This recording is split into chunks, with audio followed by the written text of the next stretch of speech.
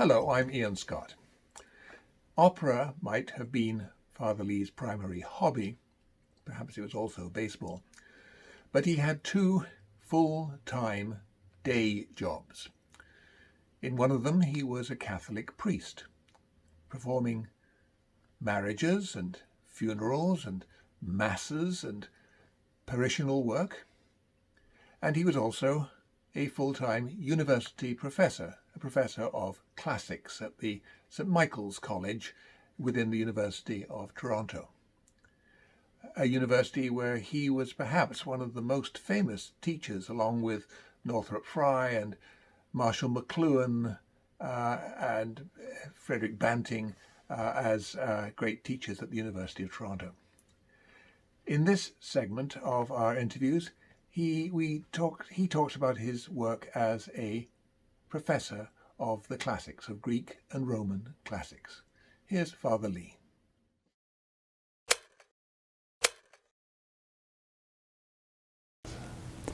Well, of course, I've been privileged to teach three of the great books of the Western world, the Iliad, the Odyssey, and the Aeneid, and they're all about the Trojan War.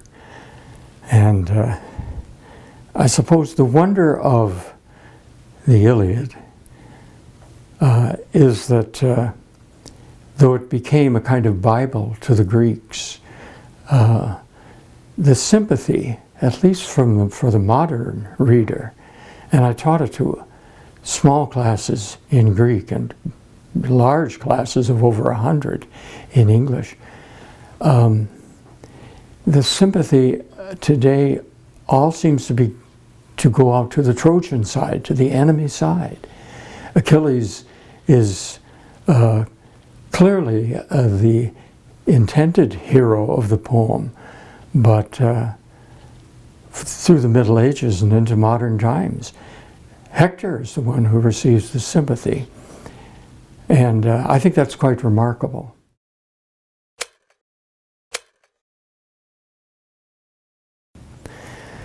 But yes, teaching Homer in Greek was wonderful, the wonderful rhythms and the sweep of war and the delicate balance of sympathies between Hector and Achilles.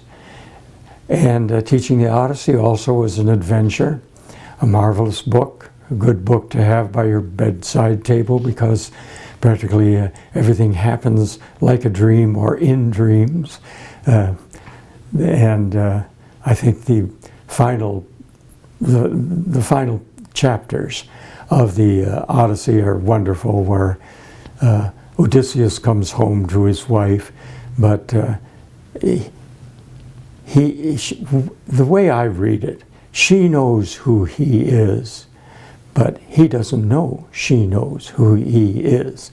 And when he finally discovers through the secrets that only they share, Homer says that her knees melted.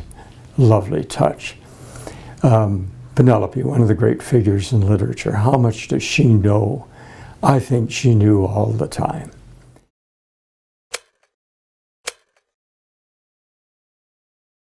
It's also remarked that Aeschylus, who is my favorite among the three Greek dramatists, Aeschylus, Sophocles, and Euripides, wrote a play, the oldest Greek tragedy that we have, and the only one that's not based on myth, called The Persians. And the marvelous thing about the Persians is that it all takes place after the Persians have been defeated by the Greeks, back in the capital of Persia, Susa, where Xerxes returns in defeat, and he is the object of sympathy and understanding.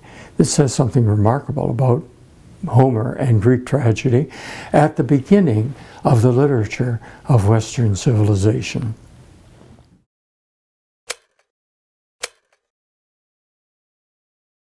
Well, Catullus and Horace, the two leading Latin lyric poets, were very different. I mean, I remember a student saying on an exam one time, I prefer Catullus because Catullus actually lived life, whereas Horace only wrote about it. But Catullus was for the young. He died at 30, like many lyric poets, burnt out in his 20s, whereas Horace lived to the advanced age of 65, but found an outlet. Lyric poetry is pouring yourself into your art, and it is exhausting. Horace found an outlet, writing epistles and satires.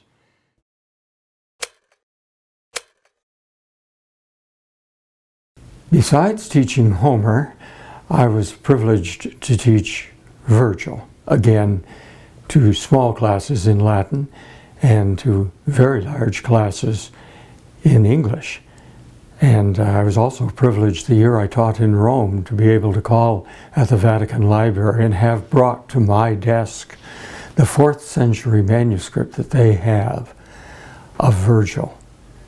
And my hands literally quivered when I touched these pages where these deathless lines were coming to me across 16 centuries. And they told me to be very careful turning the pages. And my eyes misted when I first saw Virgil's Eclogues, the tiny little poems, which are all about ostensibly shepherds and shepherdesses, but are really about the problems of Virgil's day when Caesar Augustus, not yet Augustus, still the brutal young Octavian, was in charge with the whole world, with Mark Antony, a spectacular villain. What was going to happen? Was it going to be peace or war? And then after the Eclogues, I turned the pages, came to the Georgics, Virgil's second great poem, ostensibly about how to plant crops, how to care for livestock, how to tend vines, and how to look after bees. But really about the way young Octavian, become Augustus, is learning the arts of husbandry, that is to say, the arts of peace. And Virgil is much more optimistic.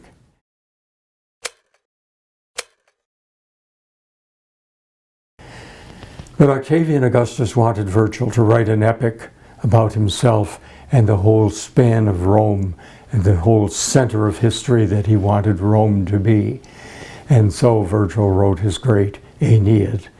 And there, before my eyes, some of the great pages of the Aeneid, including the page that had Arma virumque cano on it, had dropped away across the centuries. But there was the great Aeneid before my very eyes. We all know Beethoven's greatest symphonies are 3, 5, 7, and 9. Virgil's greatest books in the Aeneid are 2, 4, 6, 8, 10, and 12. And Berlioz only covers books 2 and 4, which are perhaps the greatest books. But book 6, where Aeneas, Virgil's hero, goes to the underworld to see his father and get his mission to found Rome. And 8, where he travels up Tiber to see the site of future Rome. And 10, which is all about, well, I wrote a book about book 10, about fathers and sons, where Aeneas loses 7 surrogate sons fighting the wars that he has to fight when he gets to Italy, is one of the great books. And then 12, we all think that the Aeneid, an epic for the ages, an epic in praise of Caesar Augustus, will end with splendor and triumph, and it ends with doubt, seriousness, tragedy, as Aeneas kills his opponent after he had promised his father in the underworld that he would spare the suppliant. He would conquer the world, perhaps, but anyone who was suppliant would be spared. And the poem ends as the suppliant's soul flees groaning to the underworld. It's a terrifying ending, and I think the Aeneid, which is half pessimistic, had a message for Caesar Augustus and the past era where he had slain his political opponents.